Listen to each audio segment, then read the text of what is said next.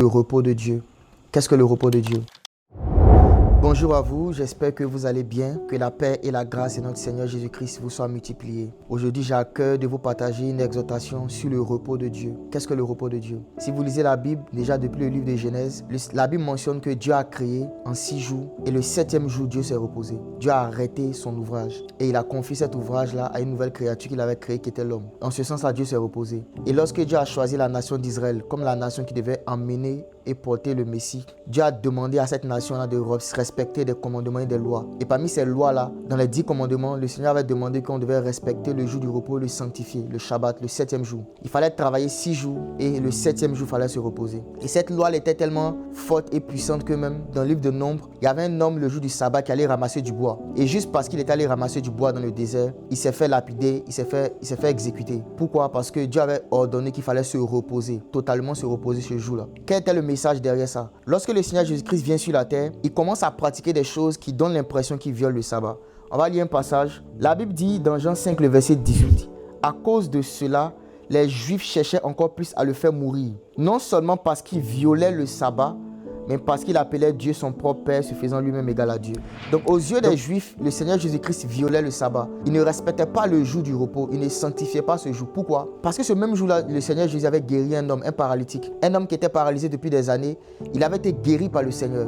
Donc les Juifs voyaient ça comme un travail. Ils lui reprochaient le fait qu'il ne respectait pas le sabbat. Il ne marchait pas dans la pratique des commandements de Moïse. Donc il violait la loi de Dieu. La raison pour laquelle les Juifs, les pharisiens, ont pensé que le Seigneur Jésus il violait le sabbat, il ne respectait pas la loi, c'est à cause de la mauvaise interprétation de ce qu'est le sabbat, le repos de Dieu. La pensée de Dieu derrière le sabbat, c'était de donner à l'homme du repos. Et le repos, selon Dieu, n'est pas d'abord l'inactivité. Le repos, selon Dieu, c'est la paix. Et lorsque le Seigneur Jésus-Christ apporte la guérison à l'homme qui est malade, cet homme-là, pendant des années, n'était pas dans le sabbat, il n'était pas dans le repos. Pourquoi? Parce qu'il avait des douleurs, il avait une maladie dans son corps. Donc en guérissant un homme, ce que le Seigneur Jésus fait, il est en train d'accomplir le sabbat. Il est en train d'apporter la paix au corps de ce monsieur. Il est en train d'apporter la paix à la vie de ce monsieur. Le véritable sens du sabbat, c'était d'emmener l'homme dans un état où il pouvait avoir la paix, il pouvait avoir le repos. Et un homme malade n'est pas en paix, un homme malade n'est pas dans le repos. Donc en réalité, le Seigneur accomplissait le sabbat en guérissant un malade le jour du sabbat. Mais les pharisiens, dans leur compréhension religieuse de ce qu'est le repos de Dieu, ont interprété cette action comme une violation. Ça nous enseigne deux choses. Première chose, c'est que lorsque Dieu donne un commandement, il faut interpréter le commandement selon le cœur de Dieu. Dieu a dit de se reposer, mais pour quelle raison? Parce que la raison véritable derrière ça, c'est que Dieu veut que l'homme soit dans la grâce, dans le repos de Dieu. Et celui qui ne connaît pas ça, il devient religieux. Pourquoi? Parce qu'il prête à Dieu des intentions qui n'étaient pas les intentions de Dieu au départ. Et le Seigneur Jésus-Christ, en plus de connaître ce qui était écrit, il connaissait le cœur du Père. Il connaissait la volonté du Père. Parce qu'il a dit, voici je viens pour faire, ô Dieu, ta volonté. Je viens faire ta volonté. Donc le repos de Dieu, c'est quoi? C'est lorsque Dieu t'apporte la guérison.